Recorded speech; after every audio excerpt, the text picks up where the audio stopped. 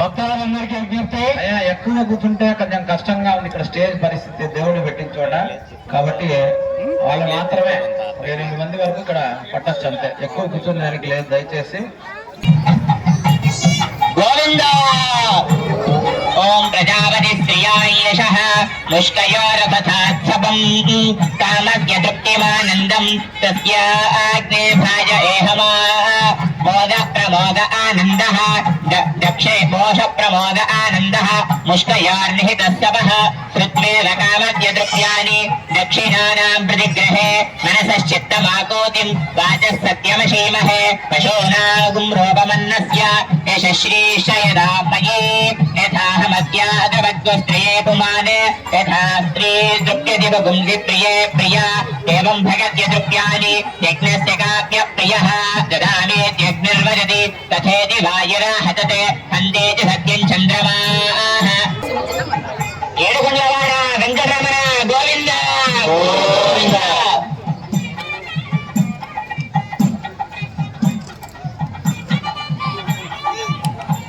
ప్రియే ప్రియా యజ్ఞస్య కామ్య ప్రియః దదామేత్యగ్నిర్వదతి తథేతి వాయురా హతతే హంతే చ సత్యం చంద్రమాః. యశో యజ్ఞస్య దక్షిణా ప్రజాపతి శ్రియాయేషః ముష్కయోరసథాత్సవం. గోవింద గోవింద గోవింద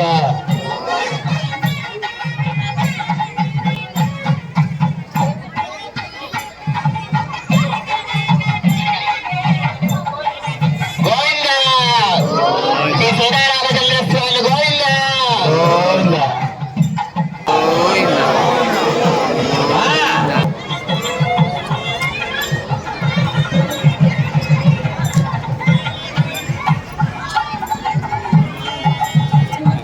మామూలుగా మనకైతే ఏం చెప్తారు వివాహాలలో అంటే మాంగళ్యం తంతునానేనా మమ జీవన హేతున అంటే కంటే బద్నాని సువగే సంజీవ సరదాం శతం అనేది. అంటే మేమిద్దరం కూడా భార్యాభర్తలు అవుతున్నాము, మన ఇద్దరం కూడా ఒకరికొకరు ఏకమవుతున్నాం కాబట్టి మాంగళ్యం తంతునానేనా ఆ మంగళసూత్రాన్ని నేను ధరింపజేస్తున్నాను నీకు.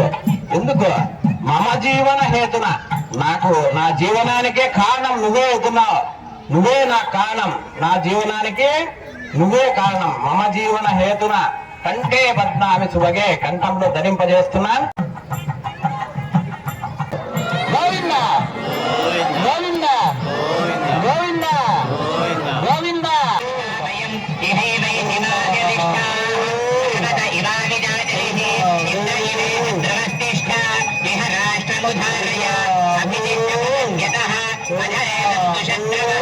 ఇంద్ర ఇవ వృత్రః తిష్ట అపహచ్చేత్రాయ సంజయన్నే ఇంద్రదేవతీధరతే ధ్రువం ధ్రువేణ హవిరా తస్మై దేవా అధిభ్రవన్ అయం చ బ్రహ్మణస్పతిః.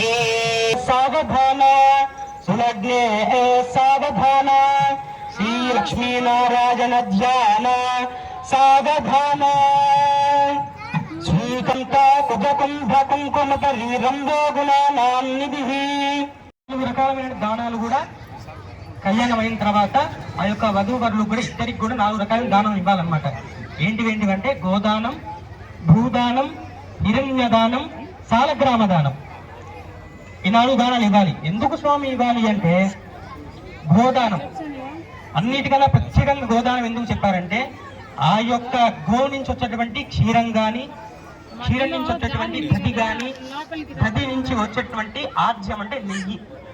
ఆ యొక్క బ్రాహ్మణుడు ఏం చేస్తాడంటే నిత్యం అగ్నిహోత్రానికి కానీ తను చేసుకునే నిత్యం కైంకర్యంలో ఆ యొక్క నెయ్యిని ఆవు ద్వారా వాడడానికి ఆ యొక్క స్వీకరించడానికి కూడా గోవుని దానం ఇస్తారు. అలాగే భూదానం తన యొక్క పంటను పండించుకోవాలన్నా కూడా ఉండడానికి కూడా భూదానం కావాలి. 3వది హిరణ్య దానం. ఆడవాళ్ళకి సహజంగా ఉండే గుణం ఏంటండి? ఏం ఎక్కువ కోరుకుంటారండి? ఉన్నారు కదా చెప్పండి. బంగారు చెప్పులు కోరుకుంటారు. ఏం కోరుకుంటారు? భర్తకు దండిగా డబ్బులు ఉండాలనుకుంటారు ఈ కాలంలో. బంగారాన్ని కోరుకుంటారు కదా. మరి మనం సహజంగా మనకే బంగారం కావాలంటే మరి ఆవిడ లక్ష్మీదేవి ఆల్రెడీ ఉంటుంది, ఒక చిన్న ఆశ ఉంటుంది కదా, అందువల్ల కన్యాదానికి ఒక చిన్న బంగారం ఇస్తారు. 4వది సాలగ్రామ దానం. ఇది చాలా విశేషం. సాలగ్రామం ఎక్కడైతే ఉంటుందో అక్కడి నుంచి 2 కిలోమీటర్ల వరకు కూడా పుణ్యక్షేత్రంతో సమానం అన్నమాట. అందుకే ఆడవాళ్ళు ముట్టుకోవద్దు సాలగ్రామం, కానీ ఆ యొక్క అక్కడి నుంచి 2 క్షేత్రం వరకు పుణ్యక్షేత్రమే. అలా కొన్ని ఉన్నాయి. ఇప్పుడు మన కంచి తెలుసా అందరికి? అక్కడ ఉండే స్వామి మనం మూలవర్ని దర్శనం చేసుకోకపోయినా ఉత్సవర్ని చేసుకున్నా అదే ఫలితం. ఉత్సవర్లు ఉంటారు కదా, మనం ఉత్సవర్ని దర్శనం చేసుకుంటే చాలు, మూలవరతో అంత ప్రధానంగా అవసరం లేదు. కానీ మన తిరుమల ఉంది కదండి, మన తిరుమల కొండ అలా కాదు. మీకు కుదరక కొండని దర్శనం చేసుకున్నా అదే ఫలితం. కొండ మొత్తం సాలగ్రామమే. అందుకే రామానుజుల వారు ఏం చేశారంటే, నేను కాళ్ళతో కొండ ఎక్కను, మోకాళ్ళ మీద ఎక్కుతానని చెప్పేసి మనం హైదరాబాద్ లో పెట్టారు కదా రామానుజుల వారిని, ఆయన మోకాళ్ళ మీద కొండెక్కారు. అందుకే కొంతమంది దర్శనం చేసుకోవడం చాలా మంది బాధపడతారు, కానీ అలా కాదు. మీకు కుదరినప్పుడు గోపురాన్ని దర్శనం చేసుకున్న అదే ఫలితము, కొండ కూడా ఎక్కలేకపోయారు అనుకోండి, ఆ యొక్క కొండని దర్శనం చేసుకున్న అదే ఫలితము. అలాంటి సాలగ్రామాన్ని నిత్యము కూడా బ్రాహ్మణులు అంటే స్వామివారు కానీ బ్రాహ్మణులు కానీ నిత్యం ఆరాధన చేయాలి. ఈ 4టిని జీవితంలో వదలకూడదు.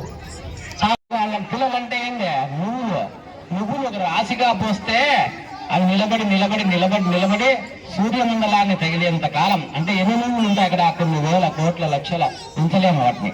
అంతటి కాలము ఒక అమ్మాయి మన వంశంలో పుడితే, ఆ అమ్మాయిని ఇచ్చి వివాహం చేస్తే వాళ్ళందరికీ పుణ్యం కలుగుతుందంటాయా. అన్ని సంవత్సరాలు ఉంటారు. కాబట్టి పిల్లలు లేని వాళ్ళు కూడా మనకు పిల్లలు లేరని గమ్మున ఉండిపోకూడదు. ఒక అమ్మాయికి పెళ్లి జరిగేటప్పుడు అక్కడ పోయి, అయ్యా మేము కూడా కన్యాదానంలో పాల్గొంటామయ్యా అని అంటే వచ్చే జన్మలో అయినా వాళ్ళకి పిల్లలు కలగచ్చు, ఆడపిల్ల కలగచ్చు వాళ్ళ ఇంట్లో. ఆ మహాతల్లి పుడితే అంతటి ఉద్ధారం జరుగుతుంది. చూడండి ఎంతటి విశేషం చెప్పాడు మన ధర్మంలో. తర్వాత దశ పూర్వేశం అయిపోయింది, అంటే పూర్వకాలం పోయిన వాళ్ళ కథ అయిపోయింది. తర్వాత వంశాలలో అమ్మాయి పుట్టకపోతే అప్పుడు ఇట్లా వాళ్ళ కథ ఏమి. అందుకని ఇక్కడ పుట్టిందే అమ్మాయే ఎవరు ఉద్ధరిస్తుందయ్యా కన్యాదానం చేస్తే అంటే, దశా పరేషాం, 10 తరాల పుణ్య వాళ్ళను కూడా 10 తరాల వాళ్ళను, అంటే ఇంక రాబోయే కాలంలో 10 తరాల వాళ్ళ వంశంలో వాళ్ళని కూడా ఒకవేళ అమ్మాయి లేక కన్యాదానం చేయలేకపోతే ఆ పుణ్యం మాకు రాలేదే అని భావన లేకుండా ఆ అమ్మాయి అంతటి పుణ్యాన్ని తర్వాత 10 తరాలకు కూడా ఇస్తుందని ఒక కన్యాదానం వల్ల ఉండేటువంటి అట్లాంటి కన్యాదానాన్ని మీరు కూర్చొని ఇక్కడ ఈరోజు మల్లికార్జున గారు చాముండేశ్వరి గారిని కూర్చొని వాళ్ళ కుటుంబాలతో కలిసి ఈ కన్యాదాన కార్యక్రమాన్ని జరుపుతున్నారు. కాబట్టి అట్లాగే మనం కూడా ఉత్సాహపడి, మనం 3 మంది పెళ్లి చేసిన అందరూ వస్తారు, పోతారు, తింటారు, పోతారు. కళ్యాణానికి ఎవరు పిలిచాల్సిన అవసరం లే. మనం అదే పనిగా రాండి అని బుద్ధి పిలిస్తే వస్తున్నారా మీరంతా? లే, దేనికి వచ్చినారు? సో మనస్ఫూర్తిగా అరే మనం కూడా దేవుని కళ్యాణంలో భాగం పంచుకుందాం, మనం కూడా దేవుని సేవ చేద్దాం అనే అంత చక్కగా చూడండి మంటపం అంతా నిండిపోయింది జనంతో. కాబట్టి అందరూ కూడా అటువంటి ఉద్దేశంతో వచ్చారు. కాబట్టి మీరు కూడా ఎప్పుడైనా ఈ కన్యాదానం చేసేదానికి ఇక్కడ అవకాశం ఉంటుంది. మీరు కూడా ఉత్సాహమైనటువంటి దంపతులు ఎవరైనా కూడా మేము రేపు సంవత్సరం మేము ఇస్తామని కూడా మీరు అనౌన్స్ చేయొచ్చు. వస్తే కూడా ఆ విషయం కూడా ఇక్కడ మేము రేపు సంవత్సరానికి కూడా ఇప్పుడే చెప్తాం మేము తయారయ్యేదానికి.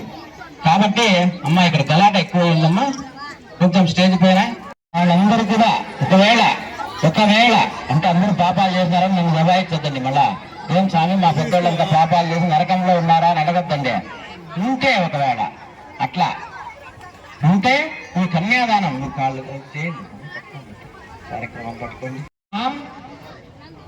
నరకాదుత్తీర్య అంటే ఈ కన్యాదానం అనేది మన అమ్మాయిని తీసుకెళ్లి సాకి సంతనిచ్చి ఒక 18 ఏళ్ళు అమ్మాయిని చేసి మంచి బాగా చక్కగా చదివించి ఒక ఇంటికి దానంగా ఇచ్చి, పాపం వీళ్ళు కనేది ఆ అమ్మాయి అక్కడ పోయి ఏం చేస్తుంది, వాళ్ళ వంశం అభివృద్ధి చేస్తుంది. అక్కడ పోయిన వాళ్ళకు చూడండి ఎంతటి ఫలితాన్ని ఇచ్చేటువంటిది.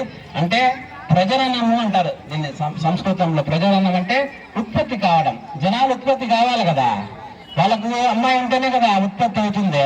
కాబట్టి అట్లాంటి దానాన్ని ఇంకొక వంశానికి పంపించడం అనేది ఎంతటి మహత్ కార్యం అనేది మనం ఇక్కడ గమనించాల్సిన విషయం.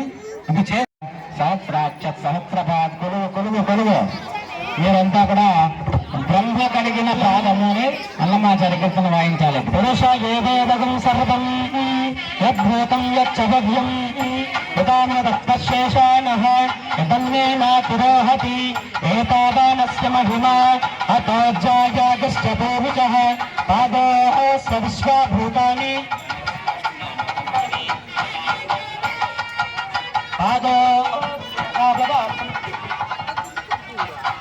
शासनाशने अपि तस्मात् विराट जायत विराटो अतिपूरुषः पश्चाद्यमिमता पुरः तत्पुरुषेण हविषा देवा यज्ञमकन्दत असन्तो अस्यासीदाज्यम् ग्रीष्मयज्ञसरध्वरिः सप्तास्यासन् परिधयः सप्तसमितद्रवाः देवा यज्ञम् तन्वानाः अवग्निम् गुरुहम् वसम् तं यज्ञम् बर्हिः प्रवक्षन् पुरुषम् जागमकृतः तेन देवा अयजन्त మనం అనుకుంటాం మనకంటే చిన్నవాడైనటువంటి అబ్బాయికి వరుణుకి ఏంది కాళ్ళు కలిగేదని.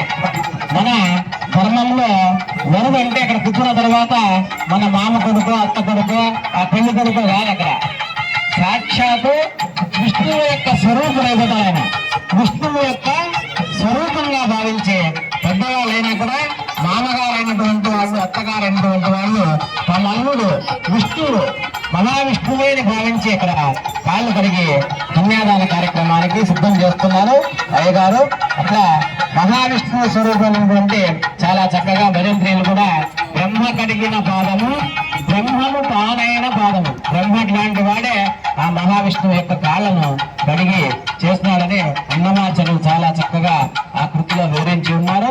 కాబట్టి అట్లాంటి ఆ స్వామివారి యొక్క పాదాలను కడిగి దాన్ని శుభ్రం చేసి అలాగే ఆ నీళ్ళను కూడా ప్రోక్షణ చేస్తున్నారు అయ్యగారు. అంతటి విశేషమైనటువంటి మంత్ర జలాన్ని ఇక్కడ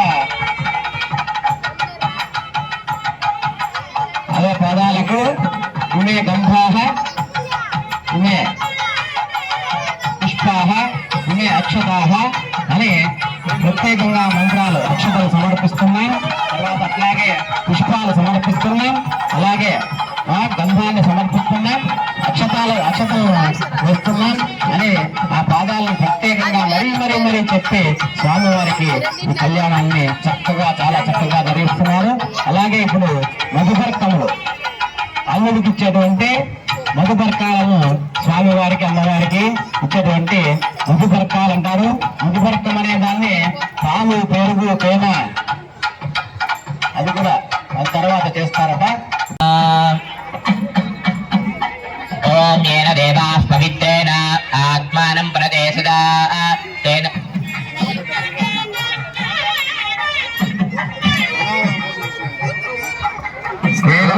పవిత్రేణ ఆత్మానం ప్రదేశదా తేన సహస్రధారేణ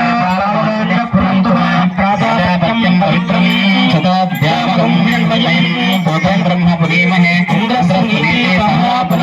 సోమస్య వరుణత్ సమీక్ష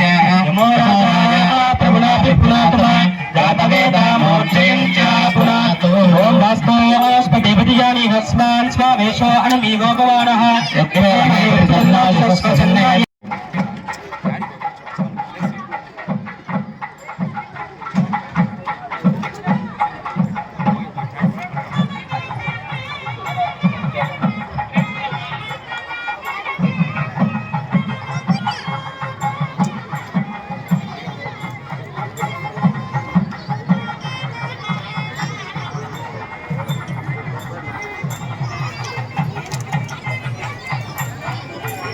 అంతా దూరంగా నిలబడిపోకుండా కూర్చోవాలయ్యా.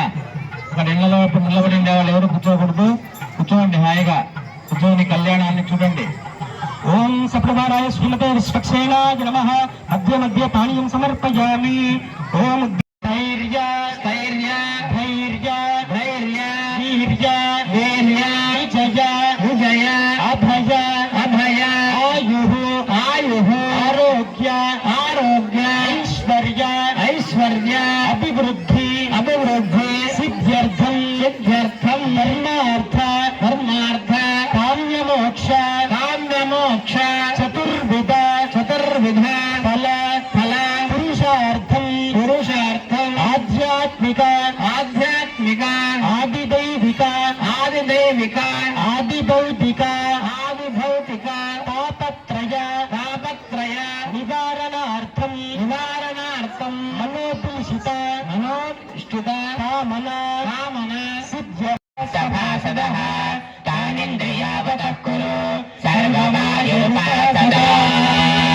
अशेषे हे परिषत् भगवत्पादमूले मया समर्पिताम् इमां सुवर्णीं दक्षिणां यत्किञ्चिदपि यथोक्ति दक्षिणां स्वीकृत्य अत्रोपविष्टानाम् एतेषां भगवताचार्याणां सन्निधौ विज्ञापनं मया क्रियते क्रियमाणं विज्ञापनम् अवधानेन श्रूयताम् अस्य श्री भगवतो देवदेवोत्तमस्य श्रीमदखिलाण्डकोटि ब्रह्माण्डनायकस्य पार्षद परिपालकस्य अर्चावतारस्वरूपस्य अखिलेय सिन्धोः रामानुजस्य चरणौ शरणं प्रपद्ये मातापिताय वनस्तनया विभूतिः सर्वं यदेव नियमेन मदङ्गजानाम् आद्यस्य नः कुलपतेर्वकुलाभिरामम् श्रीमत्तुदङ्गेवरं प्रणमामि मूर्धना भूतं सरस्य महाराङ्गय भट्टनाथ श्रीभक्तिसारकुलशेखर योगिवाहान् भक्ताङ्घ्रेण परकालेन्द्रमिश्रान् श्रीमत्पराङ्कुशमुनिं प्रणतोऽस्मि नित्यम्। श्री गुरुभ्यो नमः। ओम